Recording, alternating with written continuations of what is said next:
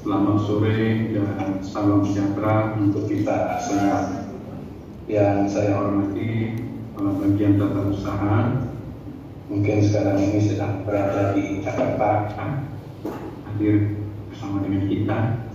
Yang saya hormati rekan-rekan dari perencanaan, ketua panitia pelaksana, para kepala kantor Kemenak Kabupaten Kota, para kepala sub bagian tata usaha, para kepala madrasah, serta tata usaha, ibu bapak dan hadirin sekalian yang berbahagia. Marilah kita bersama-sama untuk senantiasa bersyukur pada Allah Tuhan Yang Maha Kuasa, terutama pada sore hari ini kita bersama-sama bisa hadir dalam acara pembukaan untuk penajaman rencana anggaran kita yang berbasis rencana strategis untuk menghadapi tahun 2024 yang akan datang. Pertama-tama saya ingin mengajak kita bersyukur dan terima kasih kepada panitia pelaksana yang sudah menyelenggarakan acara ini, karena memang sekarang ini waktunya lah kita untuk berbincang-bincang mengenai bagaimana rencana anggaran kita di tahun yang akan datang, karena memang ini ditekankan kepada basis rencana strategis yang tentunya sudah diatur di dalam PMH yang tadi sudah disebutkan, itu nomor 18 tahun 2020 tentang rencana strategis Kementerian Agama tahun 2020 sampai dengan 2024, dan KMA nomor 94 tahun 2021 tentang pedoman perjanjian kinerja, pelaporan kinerja, dan tata cara review atas laporan kinerja di Kementerian Agama kita. Karena itu, dalam kesempatan yang berbahagia ini, saya mengajak kita semua untuk dapat mengikuti kegiatan ini agar nanti kita memahami tentang bagaimana caranya kita akan menyusun rencana-rencana strategis ini yang tentunya harus kita koneksitaskan dengan perjanjian kinerja kita, lalu dengan Renstra di Tanwir Kalimantan Utara, dan juga Renstra Kementerian Agama secara keseluruhan. Jadi ini harus ada benang merahnya, hubungan antara apa yang menjadi program kita juga dengan rencana strategis kita, khususnya yang sudah disusun pada 4 wilayah Kementerian Agama Provinsi Kalimantan Utara.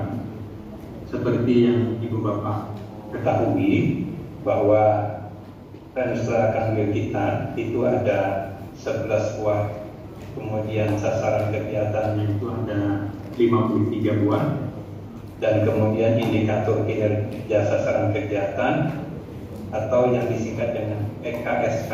Ini memang belum populer singkatan ini, tetapi sudah sering digunakan. EKSK itu indikator kinerja sasaran kegiatan. Itu sebanyak 159 buah.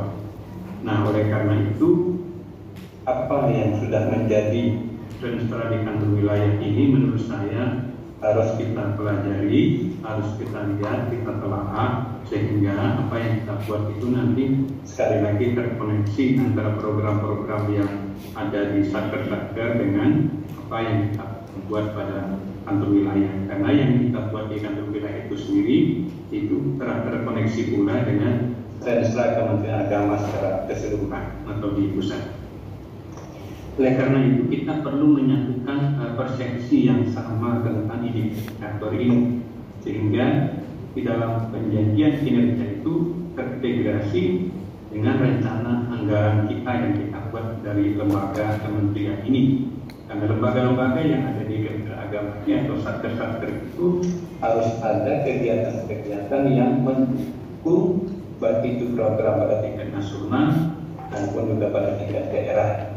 Karena apa? Karena kalau tidak terkoneksi dengan yang di provinsi maupun yang pusat, maka perjanjian-perjanjian kinerja yang sudah kita tandatangani itu nanti kalau dilihat di audit itu lepas dari rencana strategis kita. Ini yang sering terjadi. Karena itu kita tidak ingin lagi ada kegiatan-kegiatan yang lepas dari Renstra kita. Jadi ke depan semua yang sudah kita susun itu sebenarnya harus menggambarkan program real daripada rencana strategis kita. Saya ingin kasih contoh ya, di dalam indikator kinerja kita misalnya, selama ini kita membuat perjalanan dinas atau DL itu, apakah sudah terencana di awal atau hanya kita membuat program dinas luar itu dalam bentuk kebiasaan atau instan? Ini yang mesti kita jawab. Nah, harusnya ke depan perjalanan dinas itu tidak lagi dalam bentuk instan atau mungkin hanya sekedar ingin menggunakan dana, tetapi termaktub di dalam EKSK itu. Apa itu EKSK? Itu indikator kinerja sasaran kita. Jadi ini harus menggambarkan perjalanan dinas yang ada hubungannya dengan IKSK kita. Kenapa demikian? Karena kita beberapa kali mendengar arahan Bapak Presiden, itu banyak sekali anggaran-anggaran perjalanan menggunakan uang negara. Justru perjalanan dinasnya itu lebih besar daripada untuk kepentingan masyarakat. Nah, bahkan pernah ada suatu lembaga ditemukan angka perjalanannya itu mencapai 80%. Itu kan luar biasa itu. Kenapa? Setelah dilihat ternyata belanja pegawai dengan perjalanan dinas itu sangat besar. Sementara aktivitas untuk kemasyarakatan itu hanya sisanya 20% saja.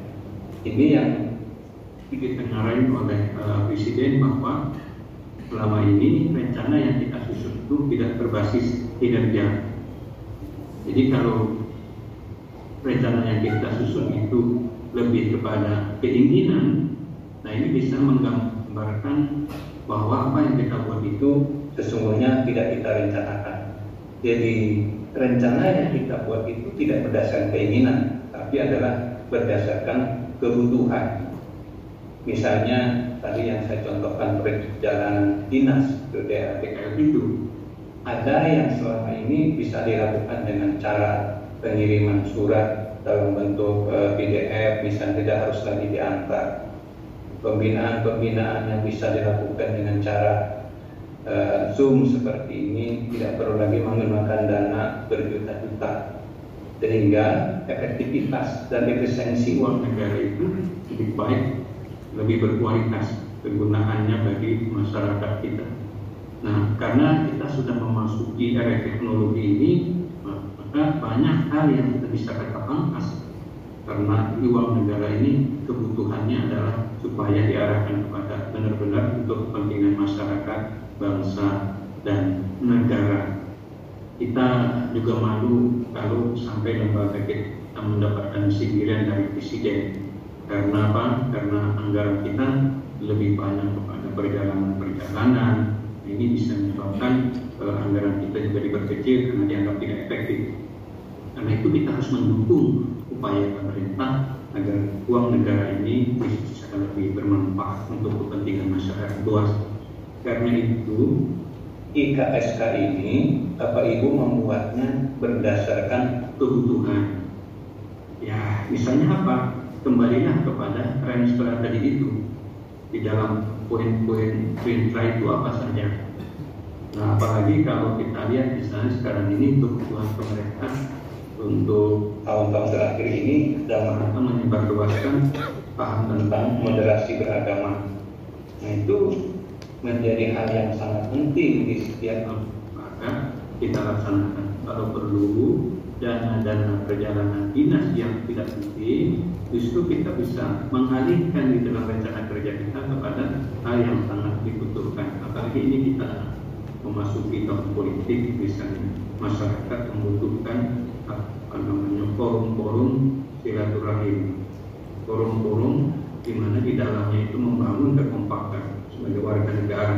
Ya, di antaranya adalah pertemuan-pertemuan yang mengupas tentang sikap moderat itu. Ya, baik itu di lingkungan siswa, di lingkungan guru, di lingkungan staf, dan kita juga bisa bersinergi di dengan organisasi-organisasi keagamaan di luar kita. Nah, sehingga dana yang kita terima itu bisa lebih bersifat efektif dan efisien. Itu contoh saja. Saya kira masih banyak yang lain yang nanti mencerminkan Renstra kita itu diperluaskan melalui program-program yang Ibu Bapak buat. Saya menginginkan apa yang menjadi kegiatan ini nanti tercermin di dalam Renstra yang Ibu Bapak buat. Maka itu kegiatan ini akan berlangsung beberapa hari sesuai dengan jadwal-jadwal yang sudah dibuat supaya Ibu Bapak dapat mengikutinya.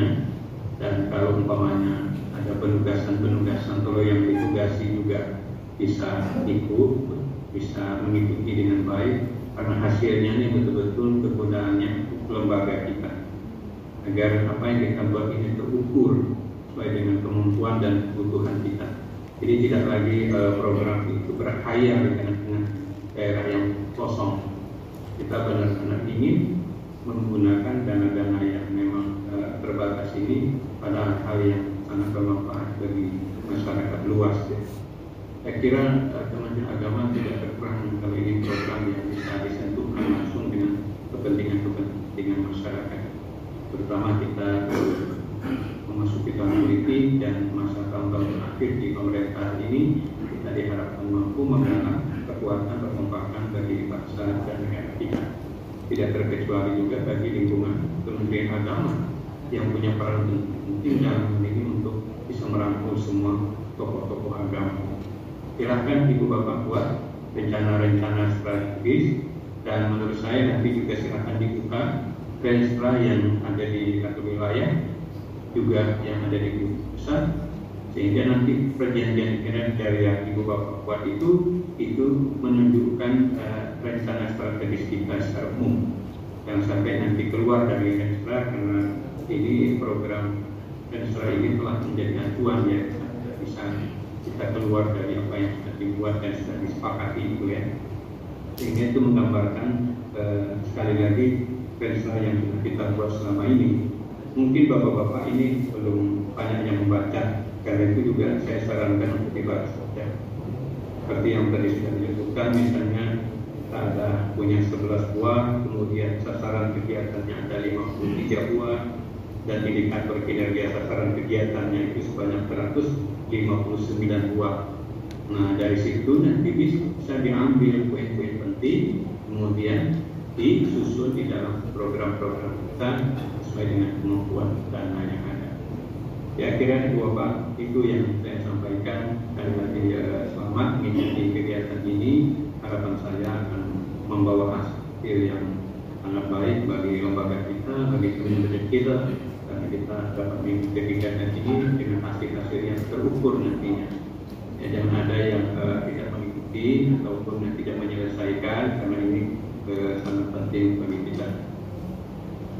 Ya, saya dari Bali, posisi hari ini dan sampai besok, setelah hari Rabu baru kembali. Karena itu mengucapkan selamat dan semoga sukses. Demikian pula rekan-rekan panitia dapat memberikan pelayanan yang terbaik bagi para peserta. Akhirnya dengan mengucap Bismillahirrahmanirrahim, kegiatan penajaman rencana anggaran berbasis rencana strategis ini saya nyatakan dibuka secara resmi. Terima kasih. Wassalamualaikum warahmatullahi wabarakatuh.